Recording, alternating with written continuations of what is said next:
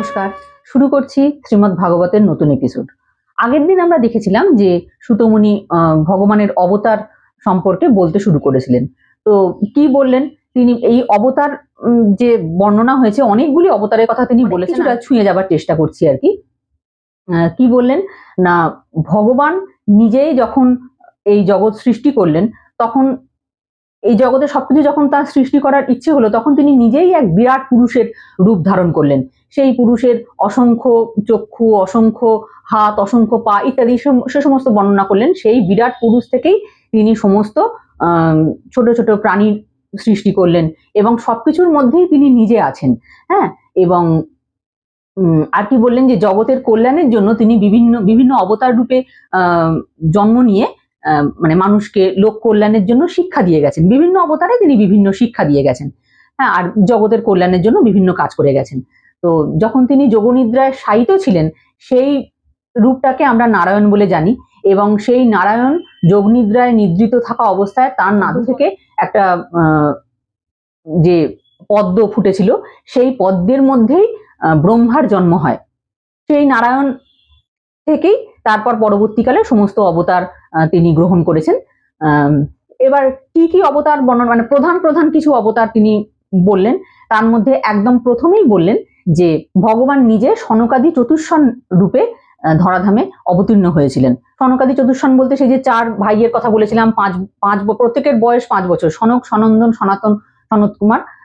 তো এনারা চারজন হলেন সনকাদি চতুষ্ষণ রূপেই পরিচিত। তা এরা আসলে ভগবানেরই অবতার। এরপরে ভগবান এলেন যখন পৃথিবী রসাতলে চলে গিয়েছিল, তখন পৃথিবীকে উদ্ধার করে আনার জন্য তিনি বরাহ রূপ ধারণ করেছিলেন। হ্যাঁ, এবং বরাহ রূপ ধরে পৃথিবীকে সেই জলের নিচে থেকে আবার তুলে এনেছিলেন। এরপর তিনি বিভিন্ন সময় বিভিন্ন অবতার গ্রহণ করেছেন, যেমন দেবর্ষি নারদ রূপে তিনি আসেন, নরনারায়ণ ঋষি রূপে তিনি অবতীর্ণ হন, তারপর কপিল মুনি, দত্তাত্রেয়, যজ্ঞ ভগবান, তারপর ঋষভ দেব, তারপর রাজা পৃথু। এই পৃথু রূপে জন্মগ্রহণ করে তিনি পৃথিবীকে গাভী রূপে তার থেকে বিভিন্ন ঔষধি এবং অন্যান্য প্রয়োজনীয় বস্তু দহন করে নিয়েছিলেন। পৃথু মহারাজের গল্প খুবই মানে কাহিনীটি খুবই সুন্দর। সেই গল্প আমরা পরে আসবে, আস্তে আস্তে পরবর্তীকালে আসবে। তো এখানে শুধু মানে বলছেন যে কি কি অবতার নিয়েছিলেন। হ্যাঁ, পৃথু মহারাজের অবতার নেন, মৎস্যরূপে, এক বিরাট মৎস্যরূপে তিনি অবতার নিয়েছিলেন। এবং এক মন্বন্তর থেকে যখন প্রলয় যখন উপস্থিত হলো, তখন পৃথিবীরূপী নৌকায় তিনি সমস্ত পরবর্তী মন্বন্তর যে শুরু হবে, তার যিনি অধিপতি হবেন, সেই বৈবস্বত মনু, তাকে সেই নৌকোর মধ্যে নিয়ে এসে তিনি রক্ষা করেছিলেন। তো মৎস্য অবতার রূপে জন্মগ্রহণ করেন। হ্যাঁ, এরপর 3টে অবতার পরপর একই সময় নেন, মানে পর্যায়ক্রমে।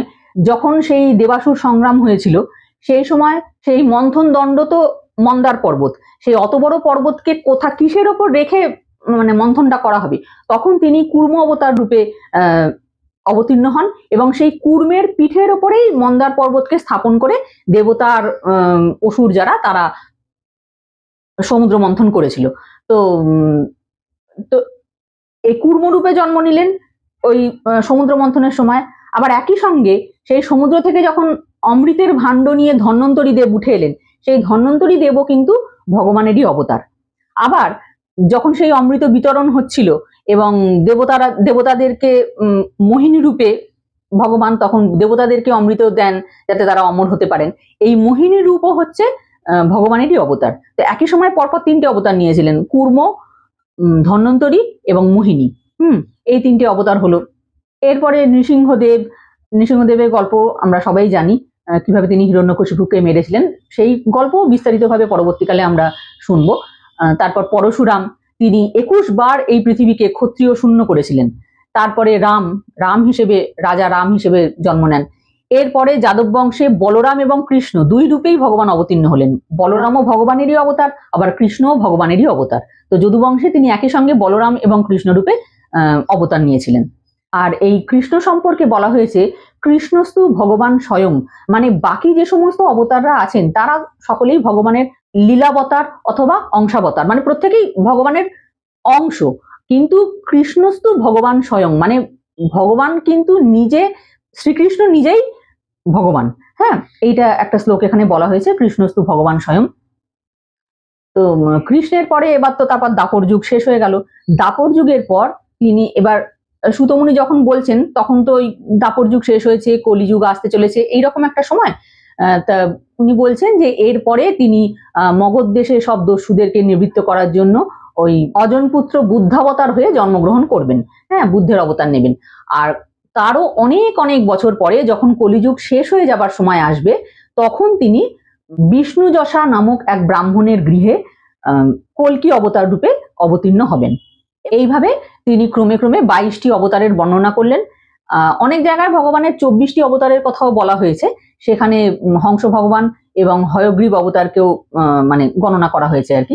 তো যাই হোক, এখানে উনি পরপর 22টা অবতারের বর্ণনা করলেন এবং বর্ণনা করার পর বললেন যে এইগুলো তো প্রধান অবতার, এছাড়াও মানে যত কিছু দেখা যায় তার সমস্ত কিছুর মধ্যে ভগবান নিজে প্রবিষ্ট হয়ে আছেন। এই যে জীব, আমরা যে এই এতগুলো প্রাণী, এই সমস্ত কিছুর মধ্যেই কিন্তু ভগবান প্রবেশ করে রয়েছেন। ভগবানের যে সূক্ষ্ম রূপ রয়েছে, যে সূক্ষ্ম শরীর, সেটা চোখেও দেখা যায় না, কানেও শোনা যায় না। সেই সূক্ষ্ম শরীরের মধ্যে যখন আত্মা প্রবেশ করে তখনই তাকে জীব বলা হয়। আর সেই জীবই এই জন্ম মৃত্যুর আবর্তনের মধ্যে পড়ে, বারবার জন্ম নেয়। হ্যাঁ, তো যখন এই সম্পর্কে সম্পূর্ণ জ্ঞান হয়ে যায় তখনই মানে মানুষের ব্রহ্ম সাক্ষাৎকার ঘটে। যখন এই স্থূল শরীর, সূক্ষ্ম শরীর, আত্মা, এই সমস্ত কিছু মানুষ বুঝতে শেখে, আত্মসাক্ষাৎকার যখন তাদের হয়, ভগবানকে যখন তারা সম্যক রূপে চিনতে পারে, নিজের ভেতরে যে ভগবান রয়েছেন তাকে যখন দেখতে পায়, তখন মানুষের ব্রহ্ম সাক্ষাৎকার ঘটে। তা কৃষ্ণের নাম লীলা গুণকীর্তন করা এ অত্যন্ত মঙ্গলকারী কার্য। আপনারা যখন এত ভক্তিপূর্ণ হৃদয়ে এসব করছেন তখন আপনাদেরও পরম মঙ্গল হবে। এইভাবে মানে সুতমুনি শৌনক ইত্যাদি ঋষিদেরকে বললেন। আর বললেন যে শ্রীমদ্ ভাগবত হলো ভগবানের মানে শ্রীকৃষ্ণের লীলা প্রধান গ্রন্থ, এখানে তার সমস্ত লীলাগুলি বর্ণনা করা হয়েছে। হ্যাঁ, তো এই শ্রীমদ্ ভাগবত রচনা করার পরে ব্যাসদেব তার পুত্র সুখদেবকে এই পুরো গ্রন্থটি অধ্যয়ন করান এবং সুখদেবই পরবর্তীকালে রাজা পরীক্ষিতকে, যখন তিনি গঙ্গা নদীর তীরে আমরণ অনশনে বসেছিলেন 7 দিন ব্যাপী, সেই 7 দিন ধরে সুখদেবই কিন্তু গিয়ে রাজা পরীক্ষিতকে এই শ্রীমদ্ ভাগবত শোনান। হ্যাঁ, তিনি যখন শোনাচ্ছিলেন সেই সময় সেখানে আমিও উপস্থিত ছিলাম এবং আমি আমার বুদ্ধি দিয়ে, বিবেচনা দিয়ে যেটুকু মানে ধারণা করতে পেরেছি সেইটা আপনাদের কাছে পুরোটাই বলবো। তো এই বলতে শৌনক ঋষিরাও তো খুবই খুশি হলেন, বললেন যে হ্যাঁ হ্যাঁ অবশ্যই, আপনি নিশ্চয়ই আমাদেরকে বলুন, আমরাও শোনার জন্য উদ্গ্রীব হয়ে রয়েছি। আর আমাদেরও বেশ কিছু জিনিস জানবার আছে, যেমন কোন যুগে, কোন স্থানে এবং কি কারণে এই শ্রীমদ্ ভাগবত পাঠের আয়োজন করা হয়েছিল, তারপর ব্যাসদেব কার প্রেরণায় এই গ্রন্থটি রচনা করেছিলেন, তারপর সুখদেব তো একজন অত্যন্ত বড় সাধক পুরুষ ছিলেন। তিনি যখন এর আগে একদিন বলছিলাম না যে তিনি জন্মের পরেই সন্ন্যাস নেবার জন্য বাড়ি ছেড়ে, আশ্রম ছেড়ে বেরিয়ে চলে যাচ্ছিলেন, তখন ব্যাসদেব হাহাকার করতে করতে, হা পুত্র করতে করতে তার পেছন পেছন যাচ্ছিলেন। এবং সেই সময় একটা ঘটনা ঘটেছিল যে সুখদেব একটা সামান্য কোটি বস্ত্র মাত্র পরেছিলেন। হ্যাঁ, তো তিনি একটা জলাশয়ের পাশ দিয়ে যাচ্ছেন, আর সেই জলাশয়ে অনেকগুলি মেয়ে তারা জলক্রীড়া করছে আর কি, জল ছুঁড়ে ছুঁড়ে এ ওর গায়ে দিচ্ছে, ওর গায়ে দিচ্ছে, চান করছে। হ্যাঁ, কিন্তু যখন সুখদেব তাদের পাশ দিয়ে চলে যাচ্ছেন, তাদের কিন্তু কোনো লজ্জা করছে না। একজন পুরুষ চলে যাচ্ছে আর এরা সবাই জলের মধ্যে খেলা করছে, কিন্তু ওরা কিন্তু একজন পুরুষকে চলে যেতে দেখেও কোনো লজ্জা পেলেন না, নিজেদের কাপড় চোপড় ঠিক করে নিলেন না। কিন্তু এর পেছন পেছনই ব্যাসদেব আসছেন হাপুত্র করতে করতে। যেই না ব্যাসদেব ওখান দিয়ে যাচ্ছেন, সঙ্গে সঙ্গে সেই সমস্ত রমণী যারা ওই জলক্রীড়া করছিলেন তারা সকলে নিজের গায়ে কাপড় টাপড় ঠিক করছেন। হ্যাঁ, মানে লজ্জা পাচ্ছেন আর কি ব্যাসদেব যাচ্ছেন দেখে। সেটা দেখে ব্যাসদেব অত্যন্ত অবাক হলেন, বললেন যে এ কি, আমার ছেলে, আমার থেকে কত অল্প বয়সী একটা ছেলে, সে এখান দিয়ে চলে গেল, তোমরা তাতে লজ্জা পেলে না?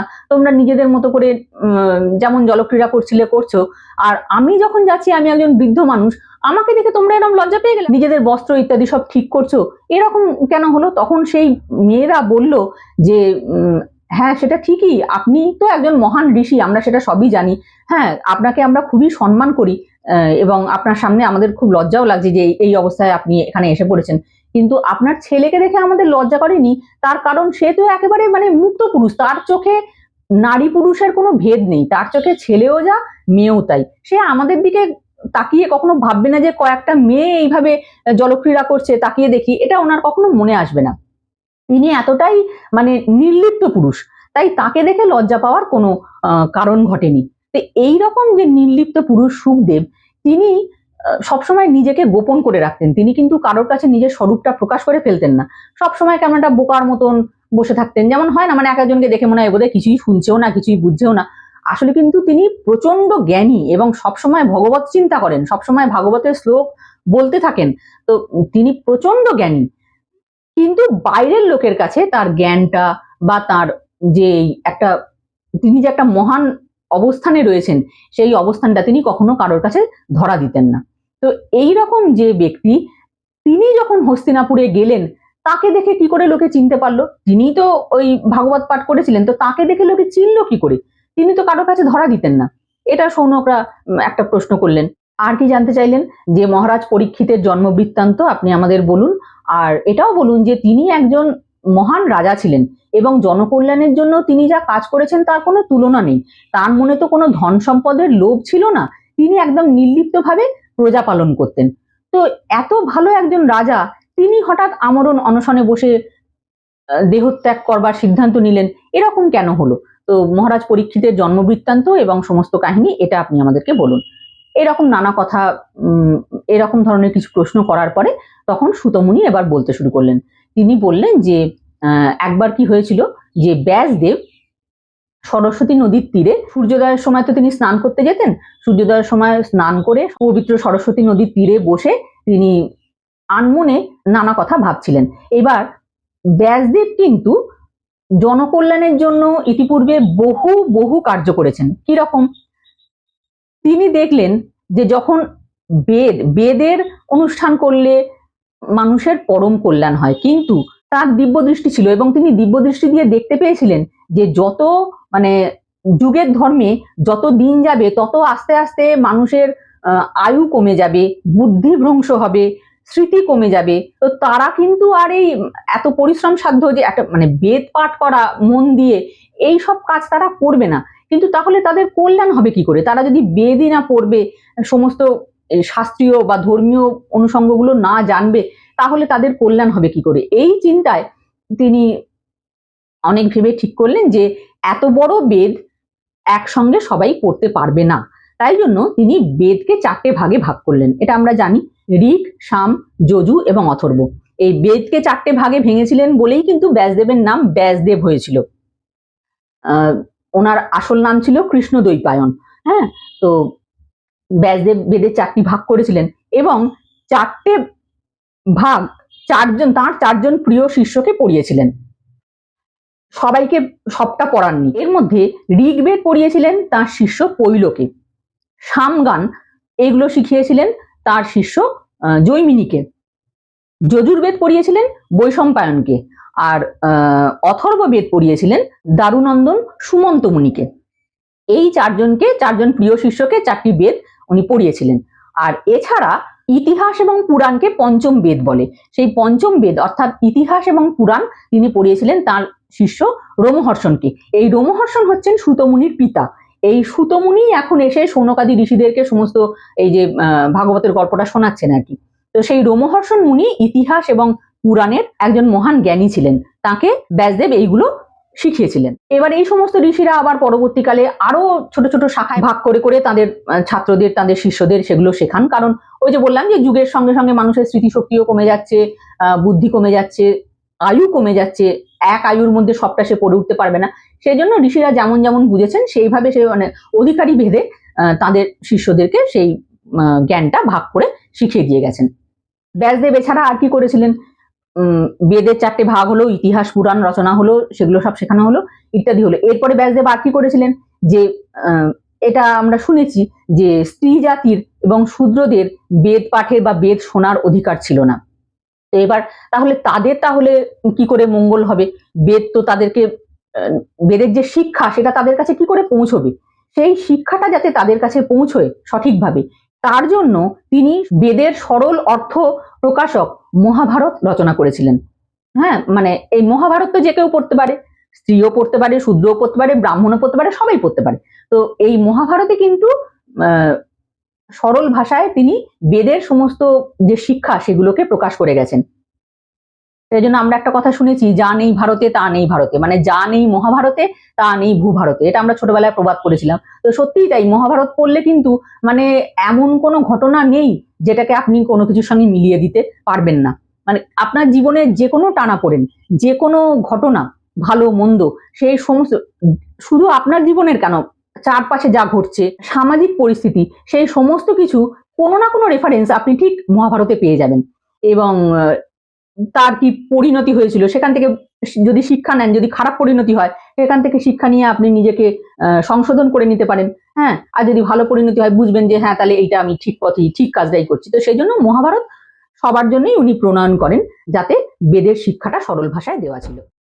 এই সমস্ত কাজ উনি করে ফেলেছিলেন। এখন ওই যে বলছিলাম যে সরস্বতী নদীর তীরে উনি একদিন ভোরবেলা সূর্যোদয়কালে বসেছিলেন, স্নান করে এসে চিন্তা করছিলেন। কি চিন্তা করছিলেন? যে আমি এত তো মানে জনকল্যাণমূলক কাজ করলাম, বেদের 4টে ভাগ করলাম যাতে সহজে বেদটা শিখে নেওয়া যায়, তারপরে ইতিহাস পুরাণ রচনা করলাম, হ্যাঁ, তারপরে মহাভারতের রচনা করলাম যাতে বর্ণাশ্রম নির্বিশেষে সকলের মানে উপকার হতে পারে। সেই জন্য আমি মহাভারত রচনা করলাম, তাতে বেদের অর্থ প্রকাশ করলাম।